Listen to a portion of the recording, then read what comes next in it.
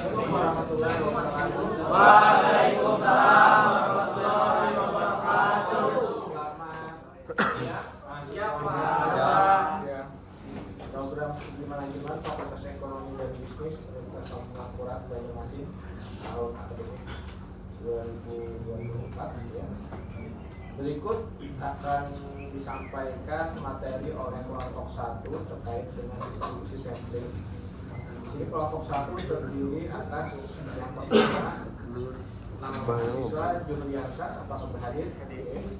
Yang kedua Muhammad Andrean, yang ketiga Muhammad Triani, yang keempat Muhammad Armia Putrajaya, dan yang terakhir Henry Maheswara. Oke, kepada kelompok 1 waktu dan tempat dipersilakan.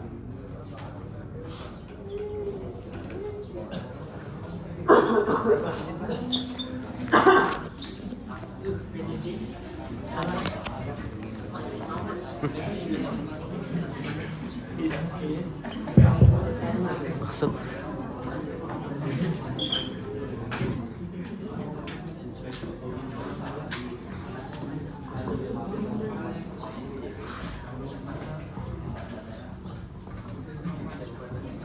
Juri, hadap kamera Juri. Action. Assalamualaikum warahmatullahi wabarakatuh. Waalaikumsalam warahmatullahi wabarakatuh. Cek. Di sini kami dari kelompok 1 ingin mempresentasikan hasil kelompok yang berjudul distribusi sampling. Untuk sebelum ke materi, Ada berguna tuh.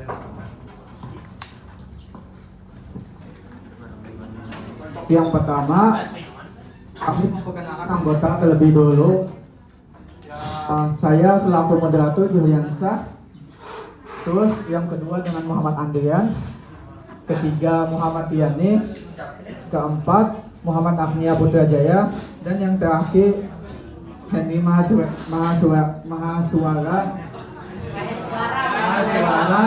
karena tidak hadir hari ini.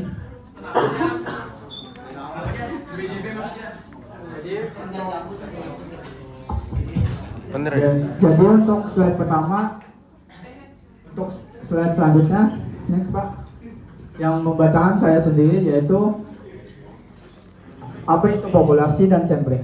Yaitu populasi menurut Husaini Usman 2006-181 mengemukakan pengertian populasi ialah semua nilai baik hasil perhitungan maupun pengukuran baik kuantitatif maupun kualitatif dari karakteristik terutama mengenai sekelompok objek yang lengkap dan jelas.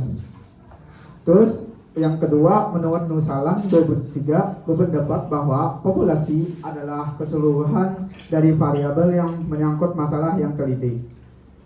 Untuk yang sampling yaitu menurut Sugiono 2010-118, sampling atau sampel adalah bagian dari jumlah karakteristik yang memiliki populasi tersebut. Sedangkan pengertian dari menurut Suhaisimi Alikunto 2002-19, sampel adalah sebagian atau wakil populasi yang diteliti. Baik, untuk slide selanjutnya masih saya. Apa saja sih teknik sampling itu? Jadi teknik itu ada beberapa dikategorikan. Berjumlah ada 7, tetapi saya cuma membacakan 2 saja, yaitu probability sampling. Probability sampling adalah teknik pengambilan sampel yang memberikan peluang yang sama bagi setiap unsur anggota populasi untuk dipilih menjadi anggota sampel. Yang kedua, non-probability. Non-probability sampling adalah teknik pengambilan sampel yang memberi peluang kesempatan sama bagi setiap unsur atau anggota populasi untuk dipilih menjadi sampel. Untuk slide selanjutnya, saya persilakan Wan Andrian. Baik, yang selanjutnya yaitu teknik probability sampling.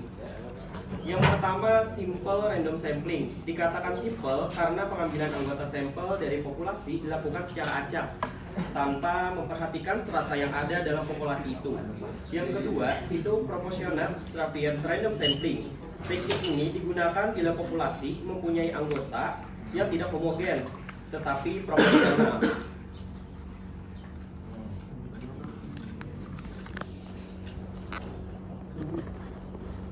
Selanjutnya, disproportionate stratified random sampling. Teknik ini digunakan untuk menentukan jumlah sampel bila populasi berstrata tetapi kurang proporsional. Yang terakhir yaitu cluster sampling. Teknik sampling daerah digunakan untuk menentukan sampel bila objek yang akan diteliti atau sumber data sangat luas.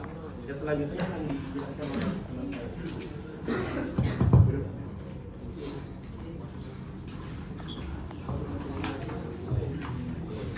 Baik, selanjutnya ada beberapa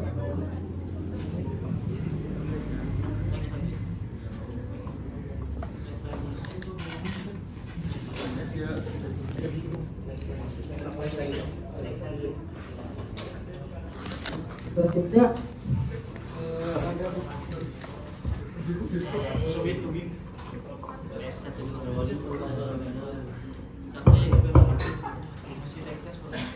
selanjutnya ada beberapa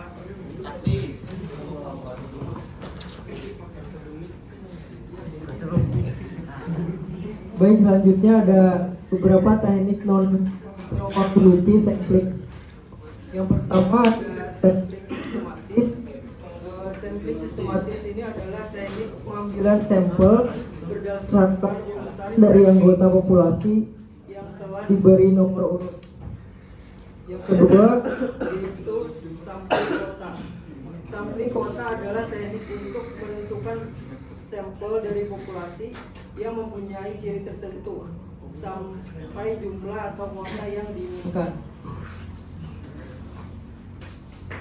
Selanjutnya yaitu sampling insidental, yaitu teknik penentuan sampel berdasarkan kebetulan, yaitu siapa saja yang secara kebetulan insidental bertemu dengan peneliti dapat digunakan sebagai sampel.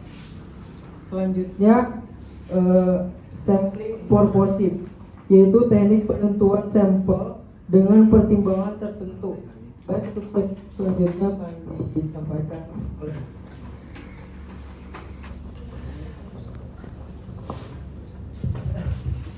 ya, baik, saya ingin melanjutkan di teknik non probability sampling. Ya. Oke, baik, ini ada dua, ada sampling jenuh dan snowball sampling. Jadi sampling jenuh yaitu teknik penentuan sampel semua anggota populasi digunakan sebagai sampel. Terus snowball sampling yaitu teknik penentuan sampel yang mula jumlahnya kecil kemudian menjadi besar. Habis itu next ya, lanjut di distribusi sampling. Distribusi sampling ini ada tiga komponen. Yang pertama ada distribusi sampling dari suatu statistik, misalnya mean dan proporsi sampel. Jadi proporsi sampel itu semua nilai dari statistik tersebut ketika semua kemungkinan sampel berukuran diambil dari populasi yang sama. Kemudian ada distribusi sampling. Distribusi sampling adalah distribusi peluang teoritis dari ukuran-ukuran statistik, misalnya rata-rata, variabel, dan proporsi. Kemudian distribusi beda dua rata-rata dan beda dua proporsi. Kemudian yang ketiga, distribusi sampling mean adalah distribusi dari mean sebuah kemungkinan sampel dengan ukuran yang sama, yaitu n yang diambil dari populasi yang sama. Lanjut. Distribusi sampling. Konsep distribusi sampling ini dijadikan sebagai dasar dari statistik inferensial di mana dengan distribusi sampling diketahui karakteristik populasi atau parameter. Adapun beberapa jenis dari distribusi sampling yaitu ada distribusi sampling rata-rata, distribusi sampling rata-rata besar, distribusi proporsi